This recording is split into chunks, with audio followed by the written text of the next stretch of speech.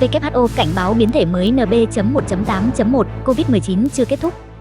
Ngày 7 tháng 6, Tổ chức Y tế Thế giới WHO phát đi cảnh báo toàn cầu về biến thể mới NB.1.8.1 của virus SARS-CoV-2.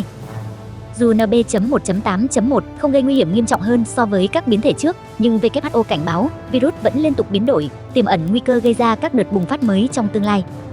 Tổ chức này cho biết số ca nhiễm đang gia tăng theo chu kỳ mùa, đặc biệt ở những nơi có khí hậu lạnh hơn.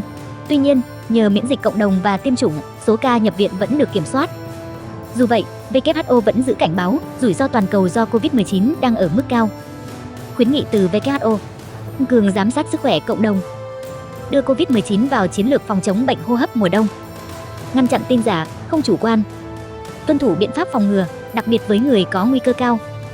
Virus chưa biến mất, chỉ đang tạm lắng. Đừng lơ là,